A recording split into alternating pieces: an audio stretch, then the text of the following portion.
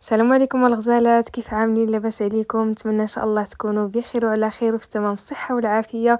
المهم اليوم ان شاء الله بعجاله غنشارك معكم فيديو خفيف ظريف ديال البريوات ديال كاوكاو اللي سقساوني عليهم بزاف ديال الناس من بعد ما حطيت واحد المقطع في تيك توك، وسقساوني عليهم بزاف ديال الناس. هنا غادي نشاركهم معكم بعجاله. هنا البنات خديت كيلو ديال كاوكاو الغليظ، سلقته وقشرته وقليته في الزيت حتى حصلت على هذا اللون هذا. ما تخليوهش يتحمر بزاف حيتاش الكاوكاو دغيا كيرجع عليه اللون ديالو ملي كتحيدوه من الزيت. المهم كيلو ديال الكاوكاو، زدت عليه 200 غرام ديال السكر سنيده كيف ما كتشوفوا. غندمج المكونات مع بعضياتهم وغنزيد عليهم معلقه كبيره ديال القرفه، حيتاش البنات كاوكاو كيتواتى بزاف مع القرفه. بغيتو تزيدوا على معلقه كبيره زيدوها، ما بغيتوش يعني اكتفيو غير بهذا القدر هذا. صافي غادي نوضع هاد المكونات هادو في طحانه. بغيتو طحنوها في الدار او بغيتو طحنوها في طحانه ديال الزنقه ماشي مشكل.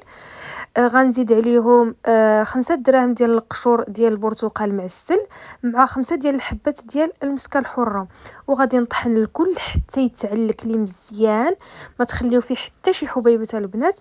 وصافي كتقطعوا الورقه ديالكم يعني تقريبا فيها هكذا واحد 4 ديال السنتيم اولا 3 ديال السنتيم. وصافي كطويو البريوه ديالكم على هذا الشكل اللي كتشوفوا معايا على الفيديو، يعني طريقه سهله جدا. نتمنى انها يعني تعجبكم. وصافي كنخليوهم ينشفوا تقريبا واحد ساعه باش ما كيطرطقولناش في المقله. كندير المقله ديالي كندير فيها الزيت، كنخليه حتى كيطيب واحد شويه، وكندير فيه بريواتي ديالي. كندير كميه كثيره في المقله باش ما كيتفسخوش. وصافي من بعد ما كيذهبوا اللون ديالهم نديرهم في العسل بهذه الطريقه هذه. صافي كنخليهم في العسل تقريبا ليله كامله. بعد ما كدوز ليله كنوضعهم في الصفاي حتى كيستقطروا العسل ديالهم، وكنجمعهم في بواطات، يعني في بواطات اولا في اي حاجه بغيتوها اللي غتحتفظوا بها في باش تبقى لكم مده طويله. هنايا انا غادي نفتح معكم وحده من الداخل باش تشوفوها كيفاش جات. صراحه البنات جربوا هاد البريوات، كيجيو غزالين بزاف. شهوه منهم كيبقاو مقرمشين مده طويله، والحشوه اللي لداخل معلكه ولذيذه بزاف.